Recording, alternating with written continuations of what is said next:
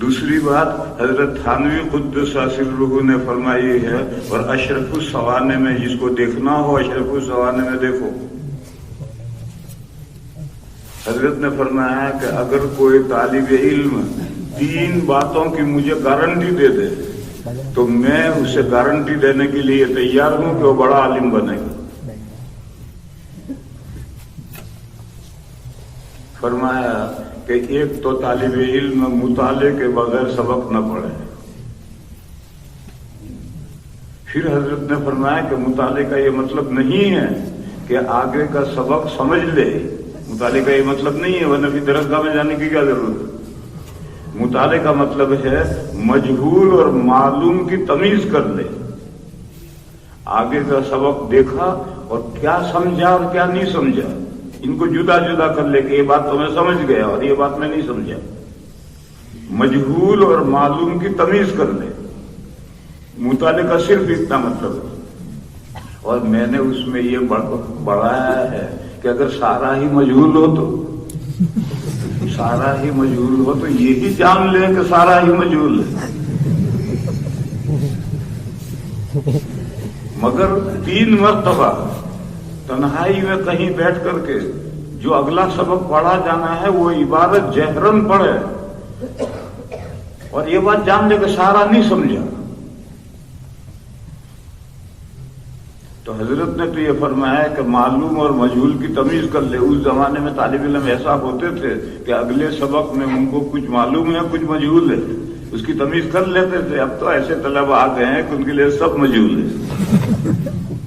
چلو یہی طے کر لے کہ میں سارا ہی سبق نہیں سمجھا، تو ایک تو یہ کام کرنا ہے، اس کے بغیر کبھی آگے نہیں جانا، اور جہاں تک مطالعہ کیا ہے وہاں جا کر کے سبق رک جانا ہے، استاد سے عرض کرنا کہ حضرت میں نے یہیں تک دیکھا ہے۔ مگر آج کل جماعتیں اتنی بڑی ہیں کہ ہمارے اور تمہارے درمیان میں تپائیوں کا واسطہ آ گیا ہے۔ اب ہم تم ایک ساتھ نہیں رہے، فاصلہ ہو گیا، بیچ میں تپائیاں آ گئی۔ اب تمہیں نے مطالعہ کیا ہے نہیں کیا ہے، تم عبارت پڑھنا جانتے ہو نہیں جانتے ہو، ہم تو ٹھوکتے جاتے ہیں، جہاں تک گھنٹہ بجے گا وہاں تک پڑھاتے جاتے ہیں۔ طالب علموں نے یہاں تک دیکھا ہے یا نہیں دیکھا ہے ہمیں کوئی مطلب نہیں۔ تو صورتحال بگڑ گئی، ورنہ پہلے طلبہ جہاں تک مطالعہ کر کے آئے ہیں بس وہیں تک پڑھ کر رک جاتے تھے، آگے نہیں پڑھتے۔ تو حضرت نے فرمایا کہ ایک تو طالب علم مجھے یہ گارنٹی دے کہ وہ کوئی اگلا سبق مطالعے کے بغیر نہیں پڑھے۔ پھر حضرت نے فرمایا کہ دوسرا وہ مجھے گارنٹی دے کہ وہ ہر سبق سمجھ کر کے چھوڑے گا، کوئی بات سبق کی بے سمجھے نہیں چھوڑے گا۔ اگر سبق میں درسگاہ میں بات سمجھ میں نہیں آئی تو کمرے میں جائے استاد کے پاس اور وہاں جا کر سمجھے۔ کمرے میں جا کر سمجھا پھر بھی سمجھ میں نہیں آیا تو فوق کل ذی علم علیم، مدرسے میں بڑے ذی علم بھی ہوتے ہیں، ان کے پاس جا کر اسے سمجھے۔ بہرحال اسے وہ سمجھ کر چھوڑے، بے سمجھے کوئی چیز آگے نہ بڑھے۔ درسگاہ میں سمجھ میں آ جائے درسگاہ میں سمجھ لے، نہ سمجھ میں آئے کمرے میں جا کر سمجھے، کمرے میں بھی نہ سمجھ میں آئے کسی بڑے استاد سے جا کر سمجھے، لیکن بہرحال سمجھے۔ کیونکہ اگر آپ اس درسگاہ میں بات نہیں سمجھے ہیں تو اس درسگاہ سے نکل کر پھر کس سے سمجھیں گے؟ آپ اس درسگاہ میں جب کتاب کو اور بات کو مسئلے کو نہیں سمجھے ہیں تو یہاں سے نکل کر کے پھر کون سمجھائے گا آپ کو؟ یہ تو سب سے بڑی جگہ ہے اہل علم کے اجتماع کی، یہاں اگر آپ مسئلے کو حل نہیں کریں گے تو پھر آگے کون حل کرے گا؟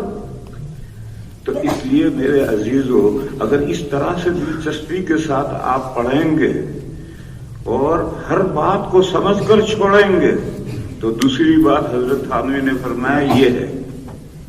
اور تیسری بات حضرت نے فرمایا کہ اپنے پڑھے ہوئے کو ایک مرتبہ پھیر لے، جو پڑھ کر آیا ہے سمجھ لیا ہے اس کو کم سے کم ایک مرتبہ پھیر لے۔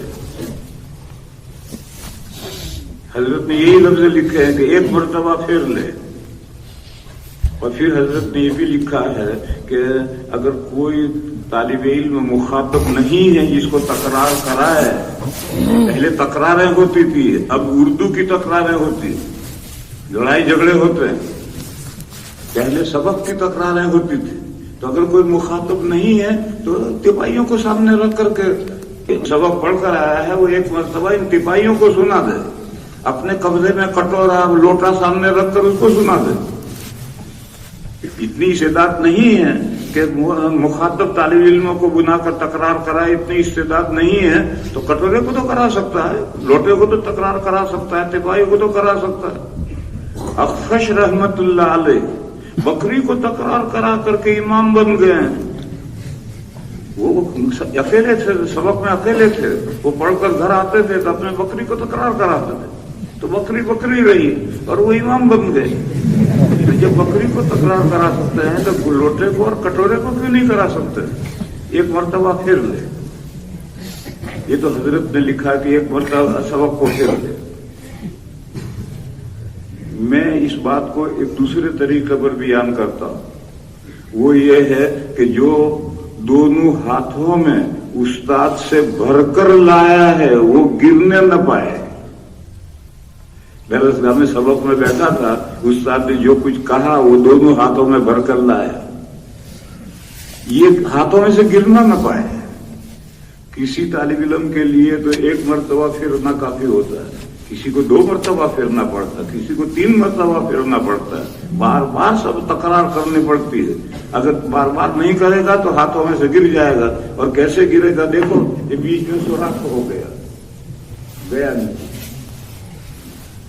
تو جو ہم پڑھتے ہیں درسگاہ میں، جو ہم پڑھتے ہیں، اگر اس کو آپ نے ہتھیلیوں میں محفوظ نہیں رکھا ہے تو وہ بیچ میں ہتھیلیوں میں سوراخ ہو گیا اور گیا نیچے۔ جو آپ نے درسگاہ میں پڑھا ہے وہ ہفتہ 15 دن سے زیادہ نہیں رہے گا۔ پھر اگر آپ کو امتحان کے موقع پر تکرار کرانی ہے یا پرچے حل کرنے ہیں تو اردو شرح لا کر کے پڑھنی پڑے گی۔ استاد سے جو حاصل کیا تھا وہ تو گیا سوراخ نیچے۔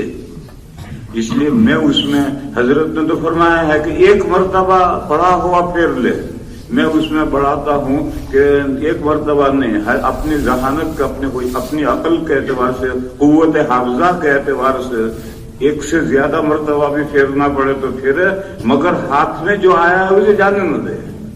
جو متا، قیمتی متا اس کے ہاتھ میں آئی ہے، اگر اس کو جانے دیا اس نے تو خسر دنیا والآخرہ۔